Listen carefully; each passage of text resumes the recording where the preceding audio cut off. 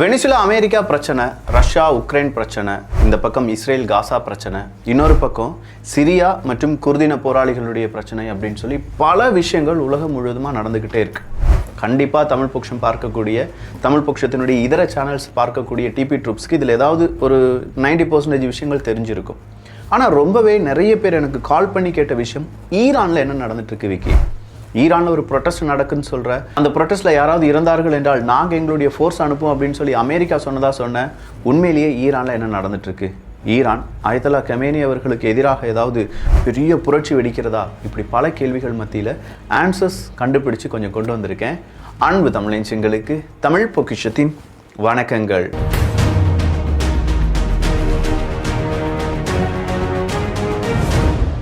Iran அப்படின்னு சொல்லக்கூடிய இந்த நாட்டை பல இடங்களில் நாம் மென்ஷன் பண்ணியிருப்போம்.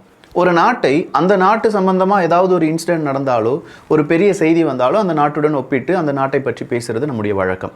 ஆனால் ஈரான் மட்டும்தான் எந்த பக்கம் திரும்பினாலும் அவங்களுடைய பெயர் அடிப்படும். ஒரு பக்கம் ஹூத்தீஸ் அப்படின்னு சொல்லி நம்ம அடிச்சு பாருங்களேன், ஹூத்தீஸ்க்கு யார் வெப்பன் சப்ளை பண்ணுறாங்க அப்படின்னு பார்த்தா ஈரான் ஆகியிருப்பாங்க. இன்னொரு பக்கம் ஹமாஸ் அப்படின்னு சொல்லி, ஹமாஸ், ஹிஸ்புல்லா அப்படின்னு சொல்லி அந்த லிஸ்ட்லாம் நம்ம எடுத்து பார்த்தோம்னா யார் அவங்களுக்கு வெப்பன் சப்ளை பண்ணுறாங்க, யார் அவங்களுக்கு பேக்கப்பாக இருக்காங்க அப்படின்னு பார்த்தா ஈரான் இருப்பாங்க. இன்னொரு பக்கமாக ரஷ்யா உக்ரைன் அப்படின்னு சொல்லும்போது ரஷ்யாவுக்கு யார் ட்ரோன் சப்ளை பண்ணுறாங்க அப்படின்னு கேட்டால் அங்கே ஈரான் இருப்பாங்க. லெபனன், பெய்ரூட் அப்படிலாம் சொல்லி அடிச்சு பார்க்கும்போது அங்கே யார் இருக்காங்க அப்படின்னு பார்த்தா அங்கே ஈரான் இருப்பாங்க. இப்படி எல்லா திசைகளிலும் இருக்கக்கூடிய ஒரு நாடு தான் ஈரான். ஈரான் சாதாரணமான ஒரு நாடு கிடையாது. இஸ்லாமிய நாடுகள்லேயே நாங்கள் உங்களுடைய நண்பர், நாங்கள் தான் உங்களுடைய அண்ணன் அப்படின்னு சொல்லக்கூடிய 3 நாடுகளுடைய கோதா ஒரு போட்டி இருக்குது. ஒன்று சவுதி அரேபியா, இன்னொன்று ஈரான், இன்னொன்று துருக்கி. இந்த 3 நாடுகளும் மாற்றி ஏதாவது ஒரு பிரச்சனையில் அவங்கள முன்னிலைப்படுத்த ட்ரை பண்ணுவாங்க. கடைசியாக சவுதி அரேபியா கூட ஏமன் நாட்டுக்குள்ளே இறங்கி அடிப்போம் அப்படின்னு சொல்லி ஒரு பெரிய எச்சரிக்கை கொடுத்திருந்தார்கள்.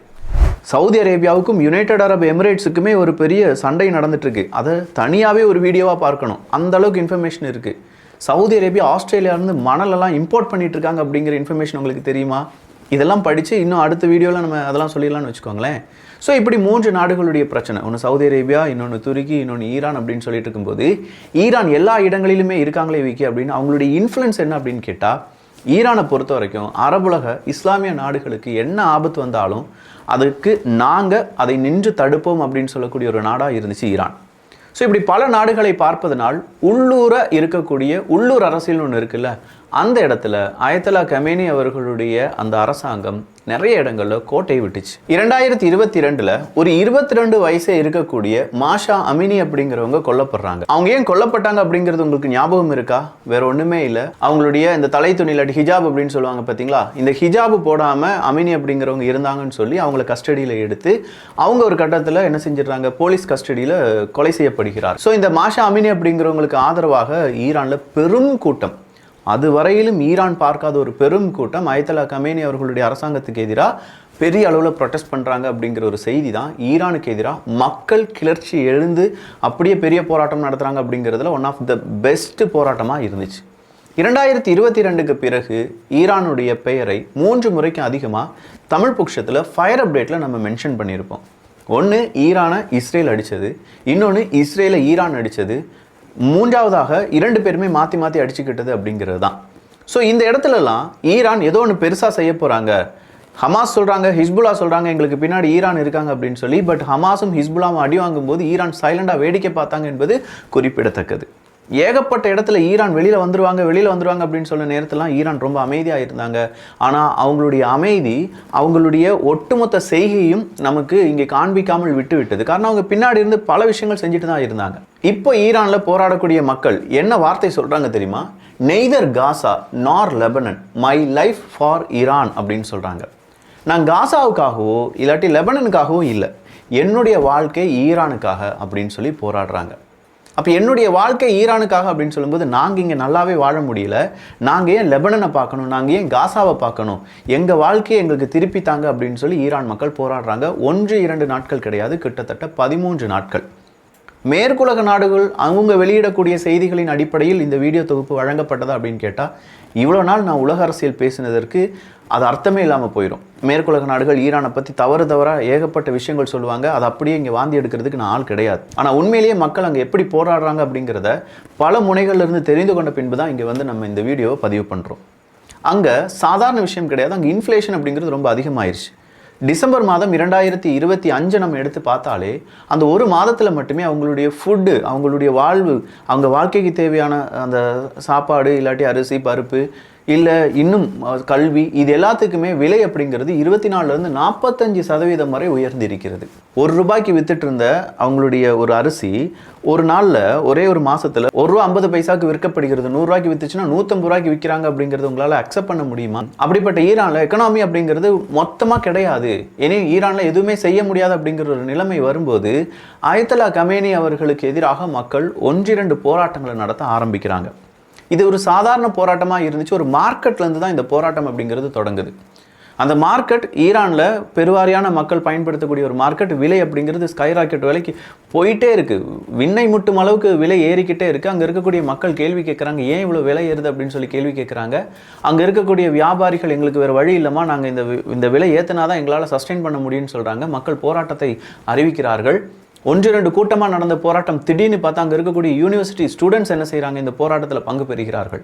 ஏன்னா அங்கே கல்வி செலவு அப்படிங்கிறதும் அதிகமாகுது.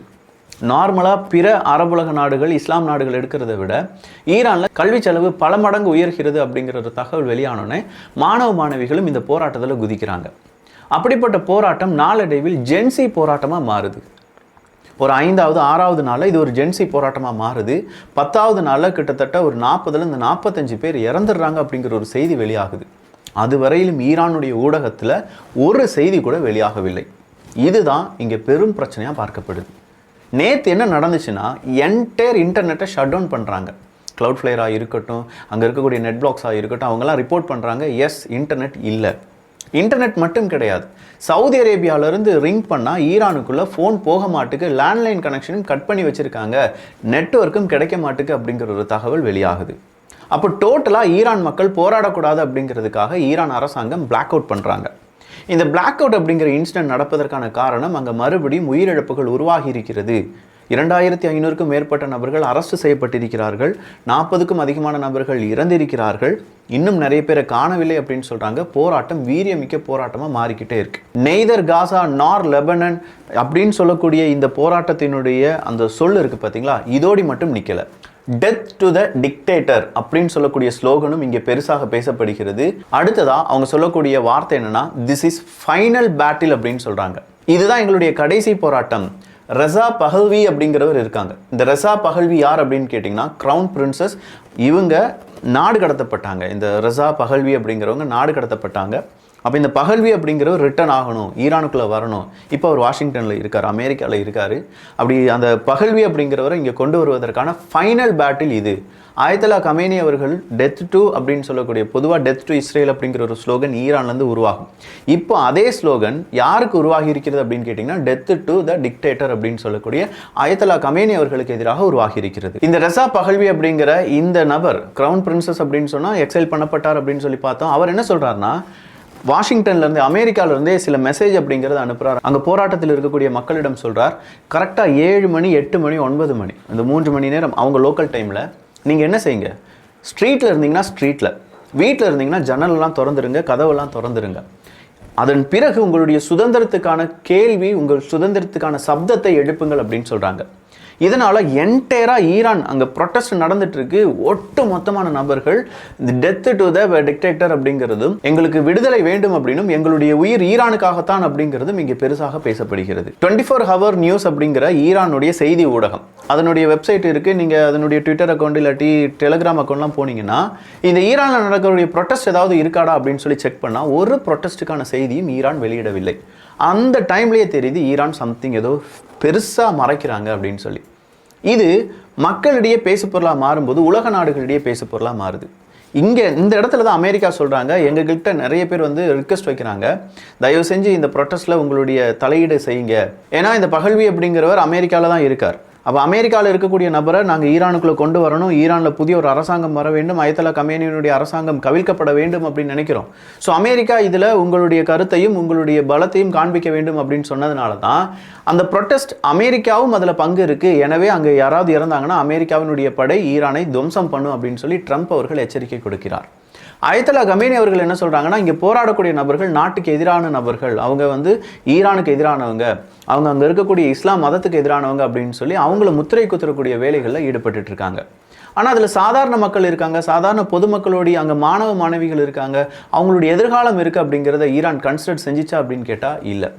ஈரான் அவங்களுடைய அடிப்படைவாதத்தில் மறுபடியும் அதுதான் இருக்கணும், அப்படி தான் இருக்கணும் அப்படின்னு சொல்கிறாங்க. பட் விலை என்ன விலை கொடுத்தாலும் ஈரானை காப்பாற்றுங்க அப்படின்னு சொல்லி ஈரானுடைய அரசாங்கம் சொல்கிறது.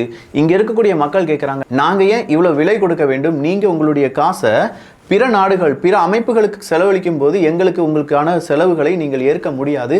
எனவே பிற அமைப்புகளுக்கு உங்களுடைய செலவை குறையுங்கள் அப்படின்னு சொல்கிறாங்க. ஒருவேளை ஈரான் அப்படி செஞ்சால் என்ன ஆகும்? ஈரானுடைய அயத்தல்லா கமேனி அவர்கள் ஹமாஸுக்கோ ஹிஸ்புல்லாவுக்கோ இல்லாட்டி ஹூத்திக்கோ அவங்களுடைய ஃபண்டை கொடுக்கறத நிப்பாட்டிட்டாங்கன்னா கண்டிப்பாக அவங்களும் ஈரானுக்கு எதிராக மாறுறதுக்கான வாய்ப்புகள் இருக்குது. ஏன்னா இவ்வளோ நாள் ஃபண்டு கொடுத்தவங்க இப்போ இஸ்ரேல் ஹமாஸை டோட்டலாக வாஷ் அவுட் பண்ணுறதுக்காக வெயிட் பண்ணிட்டு இருக்காங்க. லெபனன் பக்கம் இஸ்ரேலினுடைய அட்டாக் எப்போவுமே நடந்துட்டு இருக்கு. ஹூத்தி சொல்லவே வேண்டாம், அமெரிக்கா, யூகே, சவுதி அரேபியா போன்ற பல நாடுகள் ஒரே ஏமன் நாட்டுக்குள்ளேயே அவங்களுடைய குண்டுகளை வீசிக்கிட்டு இருக்காங்க. அப்போ இந்த நேரத்தில் கண்டிப்பாக ஈரானால் ஃபண்டு கொடுக்கறத நிப்பாட்ட முடியாது. அப்போது மக்களுக்கு செலவழிக்கப்பட வேண்டிய ஃபண்டை அவங்க வேறு பல நாடுகளுக்கும் வேறு அமைப்புகளுக்கும் சில தீவிரவாத குழுக்கும் அவங்க ஃபண்டாக அவங்க ரைஸ் பண்ணி அவங்க செலவழிச்சிட்டு இருக்கும்போது மக்களுடைய வாழ்க்கை கேள்விக்குறியாக மாறுகிறது. இதுதான் ஈரானில் இவ்வளோ பெரிய ப்ரொட்டஸ்ட் நடக்கிறதுக்கான காரணம். இன்றைக்கி 13வது தினம் ஃப்ரைடே, நாளைக்கு 14வது தினத்தில் அவங்க பெரிய ஒரு அறிவிப்பை கொடுத்துருக்காங்க. ஒருவேளை 15வது தினத்துக்குள் இந்த ப்ரொட்டஸ்ட் நிற்கவில்லை என்றால் நிச்சயமாக நாடு தழுவிய பெரும் போராட்டத்தை ஈரான் பார்க்க வேண்டியதாக இருக்கும் என்பது தான் எச்சரிக்கை. பகல்வி அவர்களும் இதற்கு சப்போர்ட் தரேன்னு சொல்லியிருக்கிறதுனால ஈரானில் நடக்கக்கூடியது சாதாரண ப்ரொட்டஸ்ட் கிடையாது. மேபி அவங்களுடைய ஃபைனல் பேட்டில். இந்த ஃபைனல் பேட்டிலில் யார் வின் பண்ண போகிறாங்க அப்படிங்கிறத பொறுத்திருந்து பார்க்கலாம். ஸோ ஈரானில் நடக்கக்கூடிய ப்ரொட்டஸ்ட், அதற்கும் அமெரிக்காவுக்கும் என்ன சம்பந்தம்? வாஷிங்டனில் இருக்கக்கூடிய நபர் யார்? ஈரான் என்ன சொல்லியிருக்காங்க? அங்கே இருக்கக்கூடிய மக்கள் அவங்களுடைய வாழ்க்கைக்காக எப்படி போராடிட்டு இருக்காங்க? கம்ப்ளீட் விவரங்கள் இந்த வீடியோ வழியாக உங்களுக்கு கிடைச்சிருக்கும் நான் நம்புகிறேன். இதை கிராஸ் செக் பண்ணுறதுக்கு நீங்களும் இதை வெரிஃபை பண்ணிக்கோங்க.